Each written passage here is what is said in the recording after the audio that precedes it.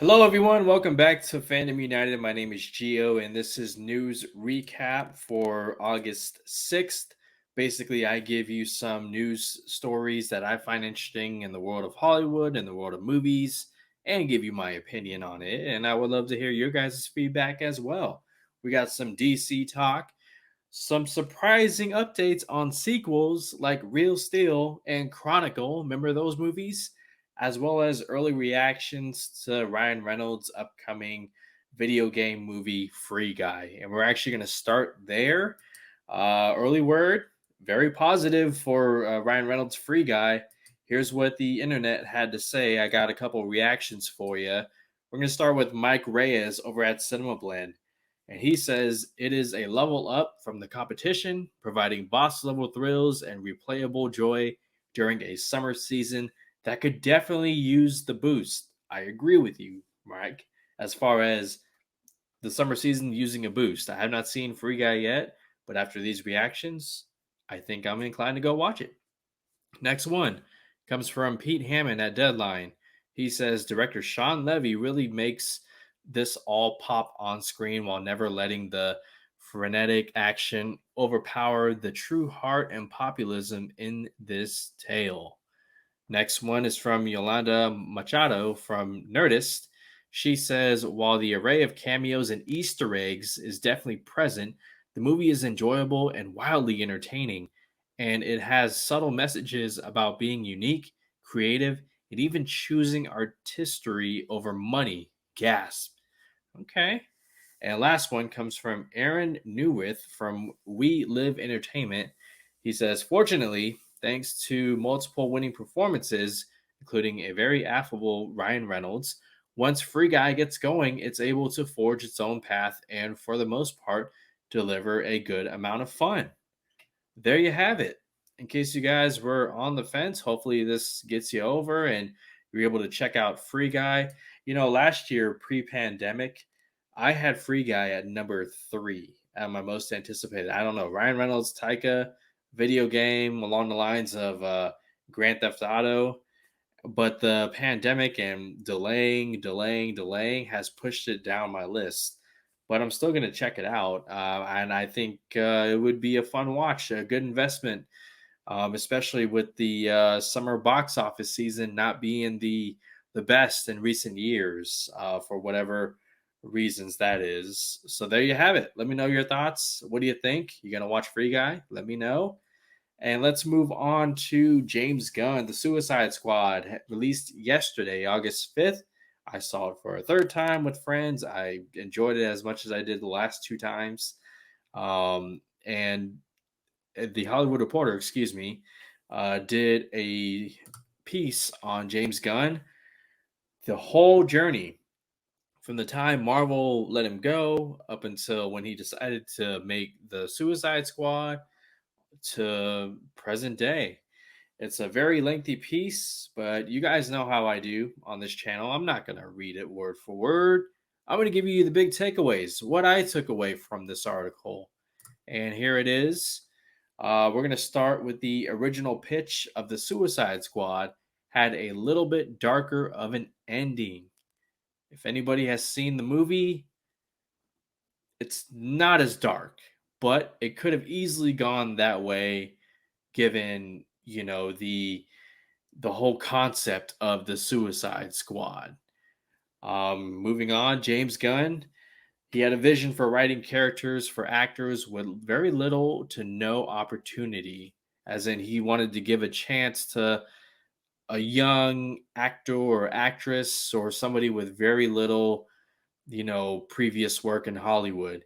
He saw more than 200 audition tapes for the role of Ratcatcher 2 before casting Daniela McQuire, describing her performance as natural and unforced for an early 20-year-old. And if you guys, again, if you've seen The Suicide Squad or if you heard my review, my reaction, she is great as Ratcatcher 2. Ratcatcher 2 was one of the big standouts of the Suicide Squad. Daniela is going to quickly rise to fame. Absolutely. The article also mentioned the mutual respect and support between Gunn and David Ayer, 2016 Suicide Squad director, with the latter giving immediate support when the film was announced. So while David Ayer got the short end of the stick in 2016, his cut of Suicide Squad was destroyed by the previous Warner Brothers regime. He's still a good sport about it.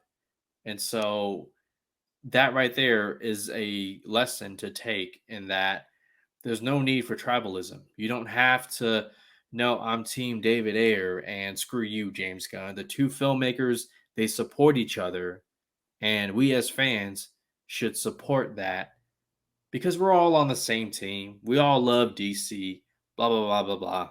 Let's continue. Kevin Feige and Marvel's Kevin Feige, the head honcho, paid a visit to the set of the Suicide Squad on the day Starro was revealed. I can only imagine what that day was like. Starro looked incredible in the movie, and I'm curious if if there was any animatronics. Obviously, not the giant Starro that's at the end of the movie. Mild spoiler, but it's in the trailers. But still, Kevin Feige again visiting the set of a DC movie.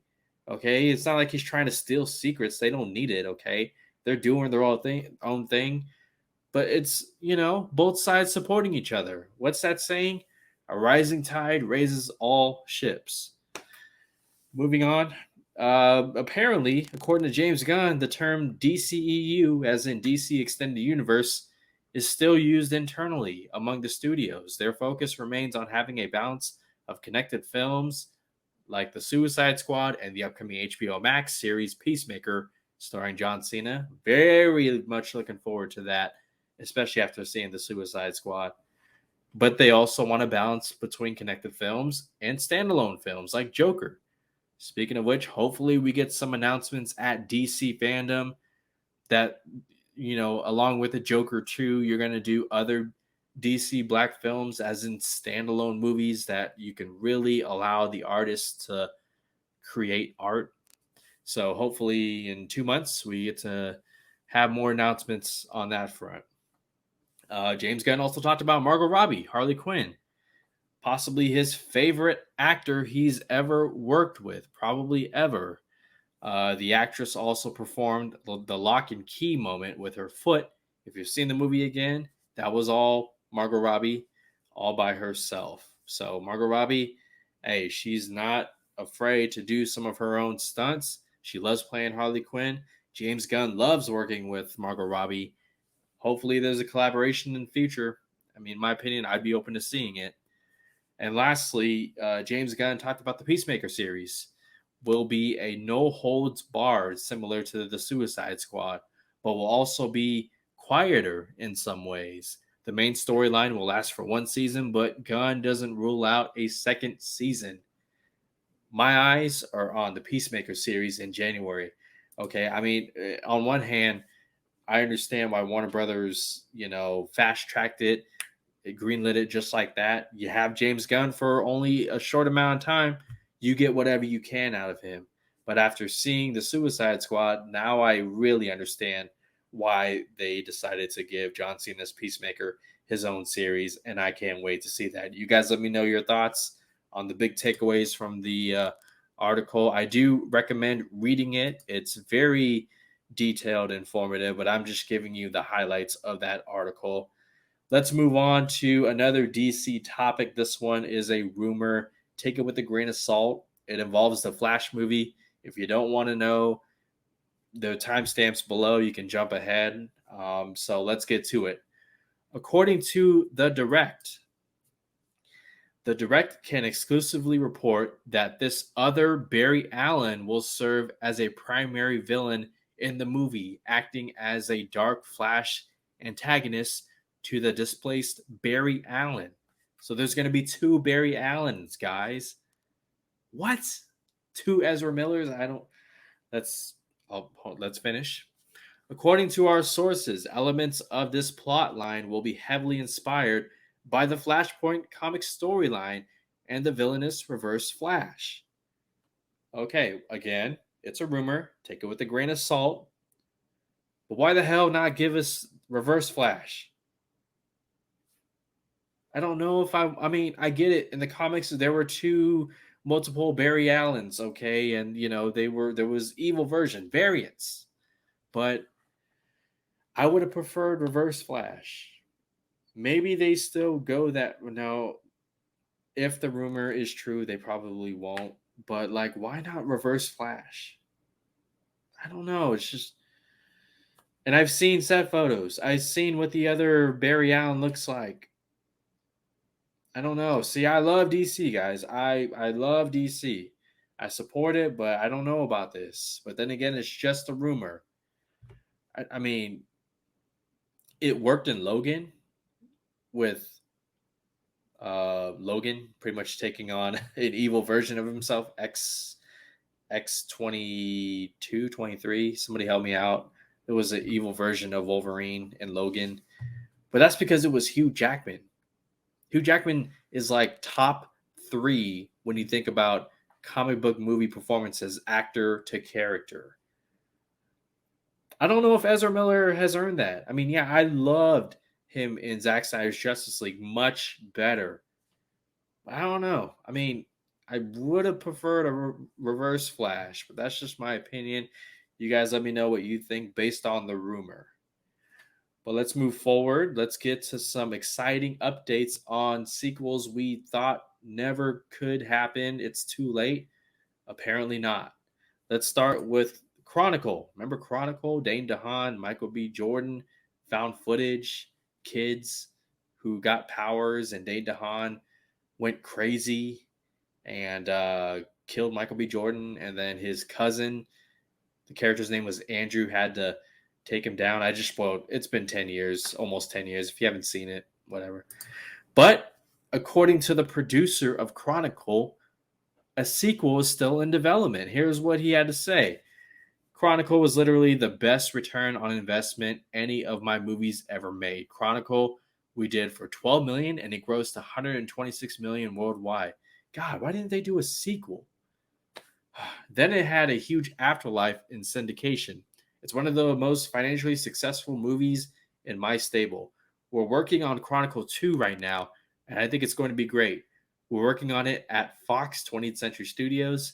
It's going to give us a chance to tell a story in a different way. We're going to tell it from a female point of view. It will have been 10 years since the event happened in Seattle, and a lot of it's going to deal with fake news and real news and cover ups.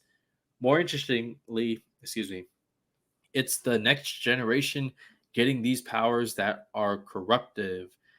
These are young women just finishing college. They are empowered, and this is their journey. I mean, for what a new and interesting story you can tell there. Hey, I'm down. I have not lost interest in a Chronicle sequel, especially I really want Josh Trank to direct. Okay, like I didn't think he got a fair shake with Fantastic Four, Fan Four Stick. Um, he could have gone about it a better way, but still, I'm always supportive of the filmmakers and him coming back and doing a small found footage movie like Chronicle, a sequel. Him and Max Landis, who wrote the first one. I would like to see Max Landis involved, but yeah, I buy it.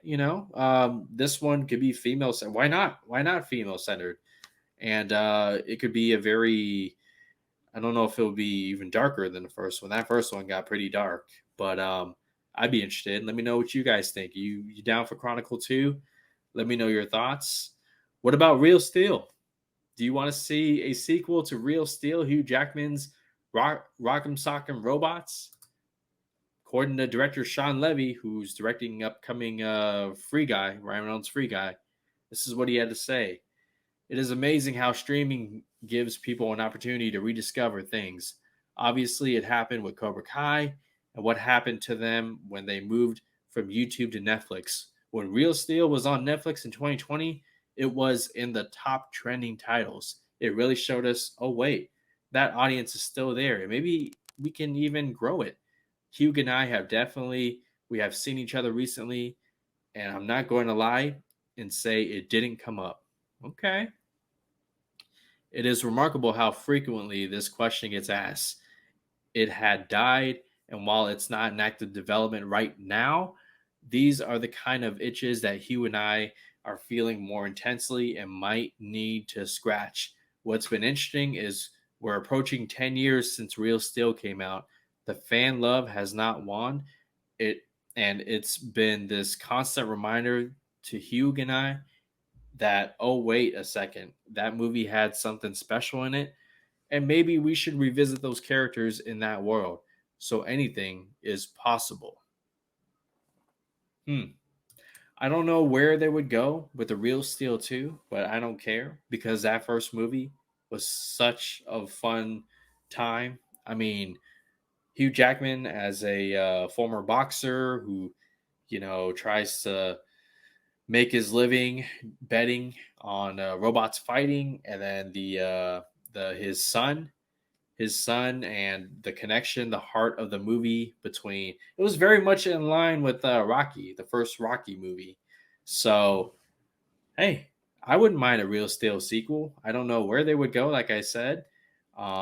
Maybe they go into the world of MMA. Who knows? That'd be crazy if like robots started doing MMA.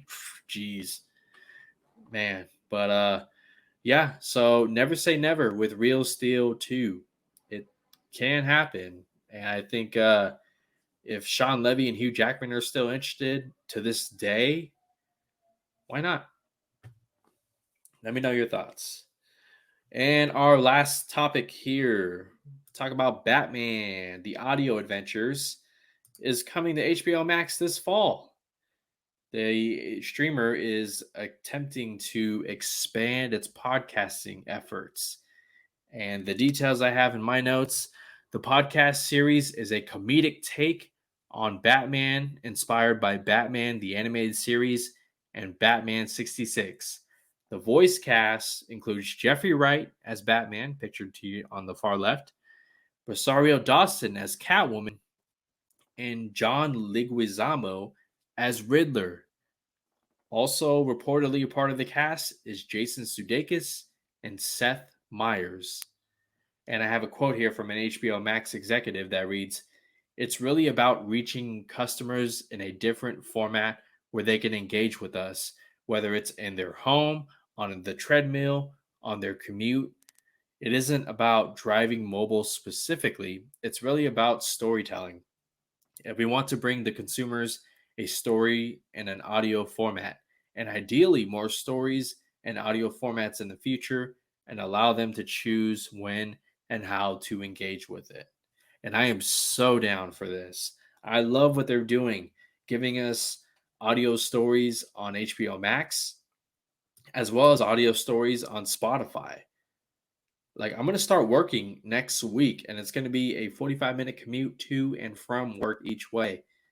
Hell yeah, I want some podcasts to listen to on my commute. That sounds dope. I want to see stories like this happen, not just for DC, but Marvel and Star Wars. I know that they have audiobooks and whatnot, but like, imagine like stories in podcasting format. To me, like that's something that we have yet to see, and it's further expanding it. This is great news for us as fans, as consumers. I buy into this, and yeah, this fall, bring it on, bring it on, baby. Well, that's going to do it, guys. Thank you so much for joining me for Fandom United news recap for August 6th. I appreciate all of you. I appreciate your time. I appreciate your subscriptions. I appreciate your thumbs up. That means a lot for me. I do have my Suicide Squad non spoiler review on the channel. It's a no spoiler review, so check it out. I also will be doing a full spoilers discussion on the Suicide Squad this Sunday. So whether you watched it on HBO Max in the theaters, or I know some people out there are pirating and celebrating that they pirated the movie, whatever, come join me on Sunday for Fandom United Live. We're going to break down the Suicide Squad, talk about all the insane things that happened in that movie.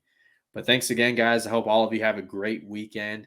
And until Monday, you guys take care.